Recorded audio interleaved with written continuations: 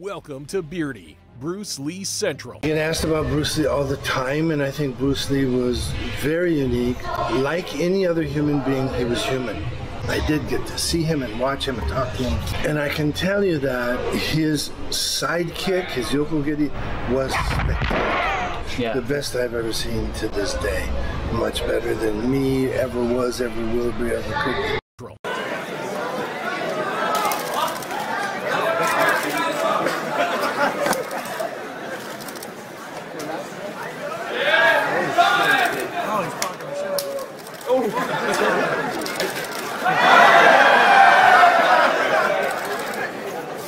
Johnston, light his ass up. Knock him off his ass.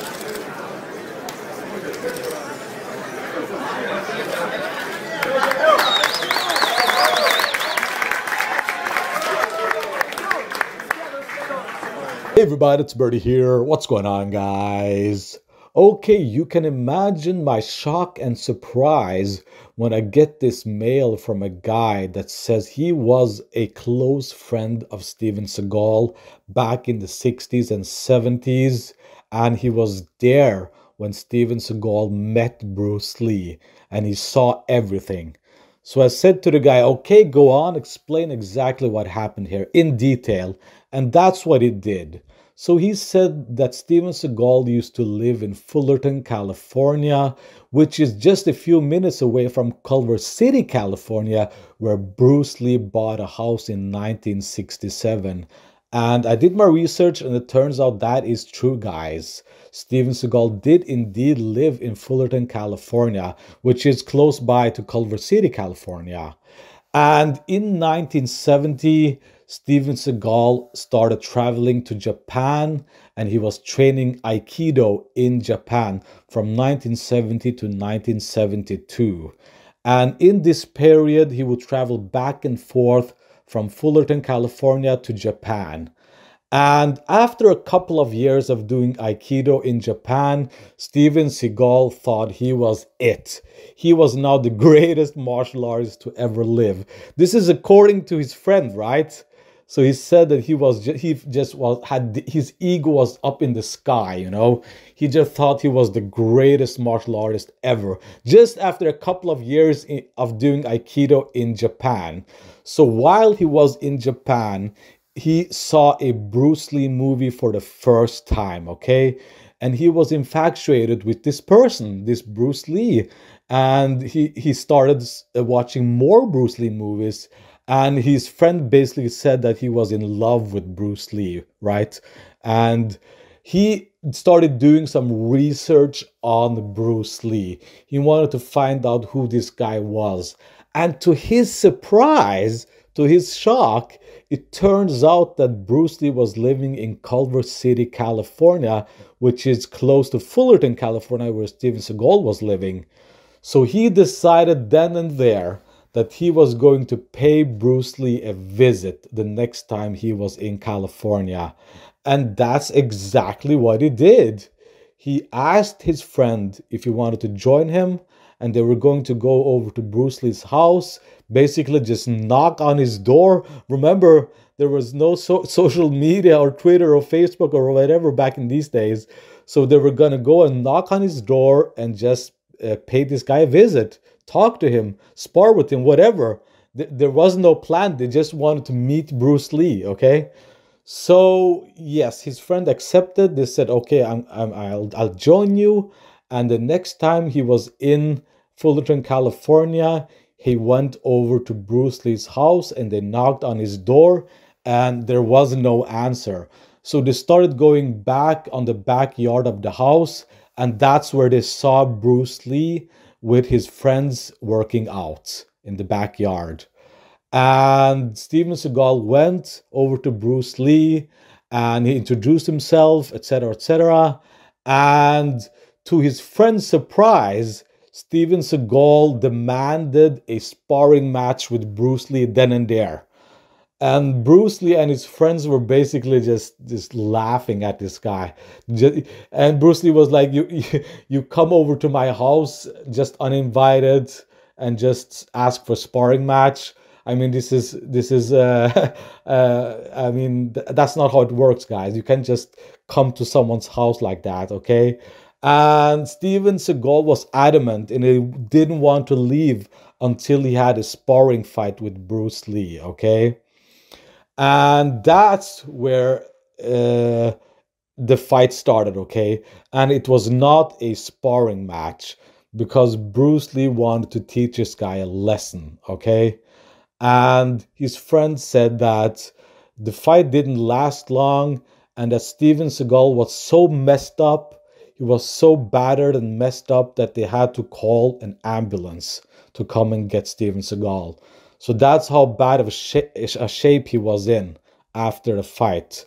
So I asked him for more detail, and basically all he said was that Bruce Lee was basically just using his kicks.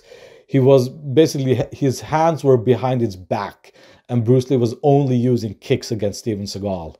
And that Steven Seagal was battered after a couple of minutes, and that they had to call an ambulance to get and pick up Steven Seagal. And that's basically the end of the story there. Steven Seagal got demolished, and yeah, there's no more to the story. I asked the guy for more detail, and he said that that's it. And from that day on, Steven Seagal hated Bruce Lee. And that actually explains why Steven Seagal is going around trash talking Bruce Lee all the time, because he got destroyed by this guy. He was probably embarrassed because he thought he was the greatest martial artist to ever live. After doing a couple of years of Aikido in Japan, he thought he was all that, you know, but obviously he was not. So yeah, there we go, guys. Steven Seagal versus Bruce Lee. Who would have thought? I mean, obviously, we have to take this with a grain of salt. I mean, there's no way of proving or disproving any of this ever happened, okay? Like Steven Seagal, he claims he met Bruce Lee. We all know that. But we all know that I also exposed him.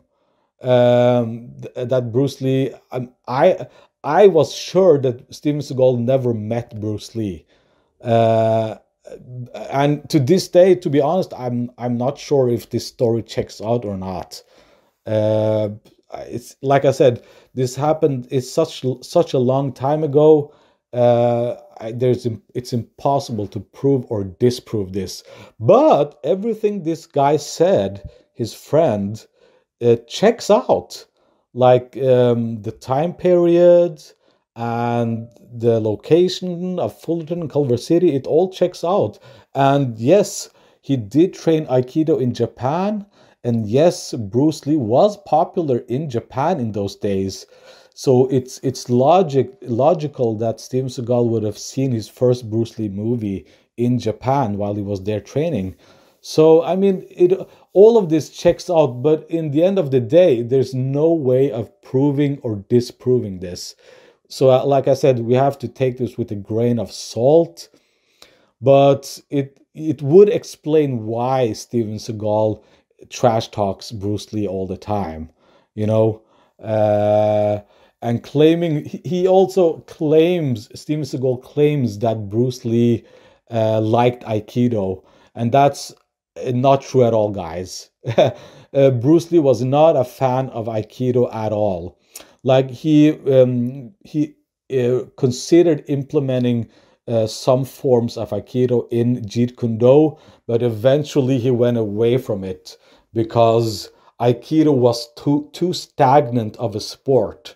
There's no agility. There's very little movement. It's more like, you know, you're using your arms a lot as like leverage and to pivot your opponent. And there's no like fluidity to Aikido. And probably there is fluidity to Aikido if you go to back in time to these early grandmasters of Aikido. They were more agile then than the Aikido you see today. And yeah, like I said, Bruce Lee was not a fan of Aikido at all. So Steven Seagal claiming that Bruce Lee was a fan of Aikido. And not only that, Steven Seagal claimed that he taught Bruce Lee Aikido. I mean, that didn't happen. If they ever met, this is what happened, what his friend told me, okay? That he knocked on his door, no one answered the door. They went around to his backyard, and Bruce Lee got angry and he beat his ass.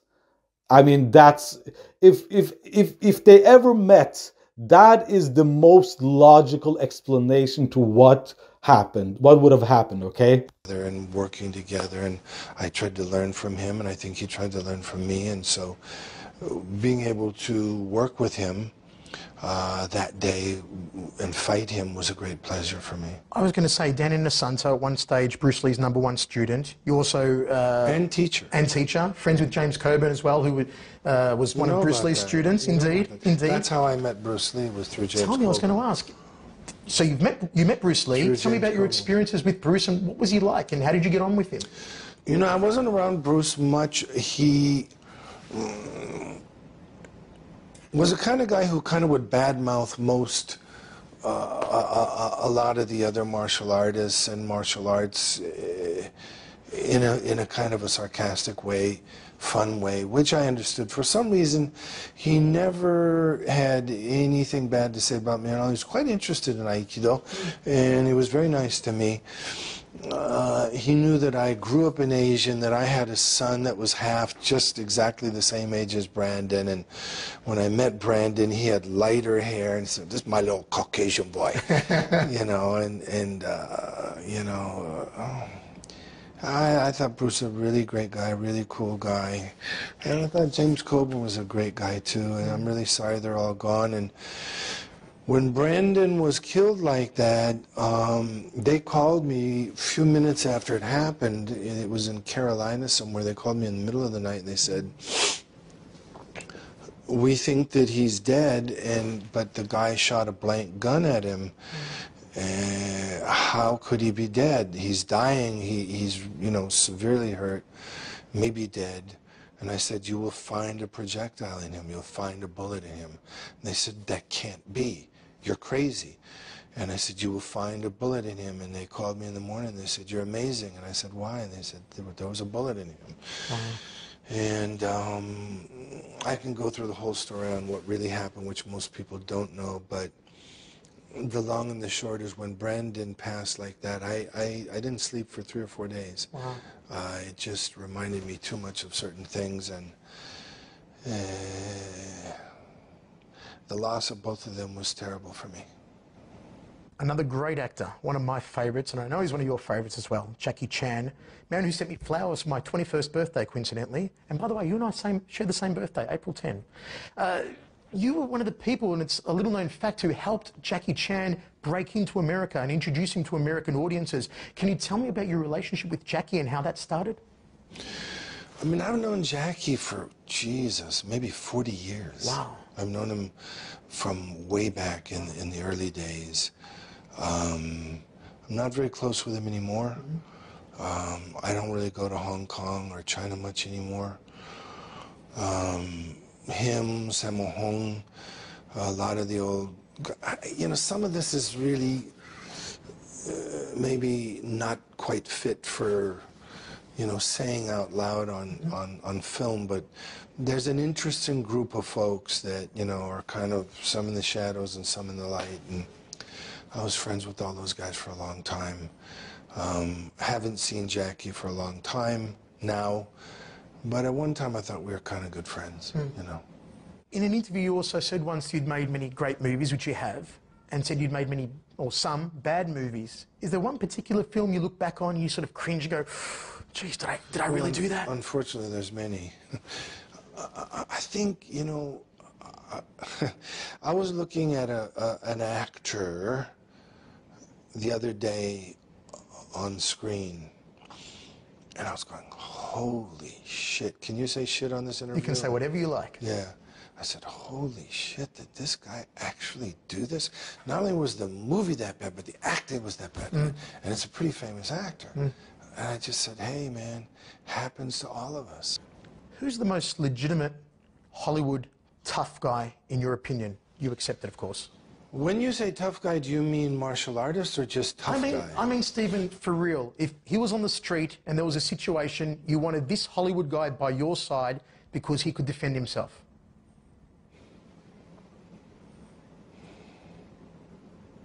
It's that hard to think of a legit one? Can you think of one?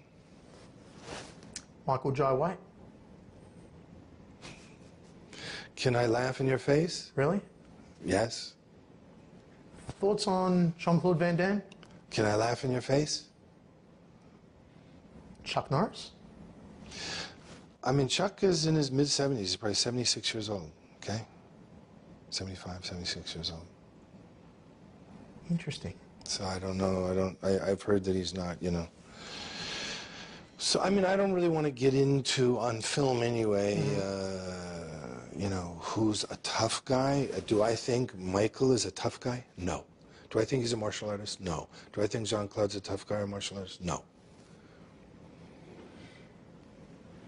If you were to put together your own ensemble of action stars, your own version of the Expendables, let's say, who would you choose, 3 or 4 actors to be in there with you? I think they had many great actors in there, you know, that are great action guys. I think this guy Jason Statham, is that Jason right? Statham? Statham, Yeah, is it? yeah. It's not Stratham, it's Statham. Yep. Jason Statham is a wonderful action guy. Jet Li, fantastic action guy, who, by the way, is a real martial artist. Yes, great wushu. And, you know, I mean, I'd never seen him fight, but I would imagine if you would have mentioned his name over those guys, I would have to say, okay, he's a real martial artist and probably can fight. Dolph Lundgren, Kyokushin karateka, used to be competitive. Oh, he's a very nice guy. Do I think he's a tough guy and a great martial artist? He's just a great guy, and, you know, but anyway, so, but I'm trying to think of all the guys that were in there. I didn't get to see it, but, you know, Jet Li and, you know, Jason Statham are great guys. Who else was in it? Dolph Lundgren, Terry Crews, Randy Couture. Randy's a real fighter. Mm-hmm. Yep. You know? Of course, Bruce Willis and Arnie, we know both aren't real fighters, but great actors. They're great actors. And Sly Stallone. Yeah, you got all those great actors there. Yeah. Oh man, this is beyond hilarious. Kentaro Seagal, Steven Seagal's firstborn son, was born in 1975, 2 years after Bruce Lee died. And Steven Seagal himself was a teenager when Bruce Lee died. And he didn't even start acting until the late 80s, okay? Steven Seagal was just a kid at the time. Just a kid living in California, fighting and training karate at this karate dojo. That's it. That's all he was. Just a teenage guy training karate. So why the fuck would the likes of Bruce Lee and James Coburn and Steve McQueen hang out with this kid? Okay, well, this doesn't need any more commentary. You can just see for yourself that this guy is obviously lying out of his but that's nothing new. Steven Seagal is notoriously known for just making up lies and talking. So yeah, we'll leave it at that.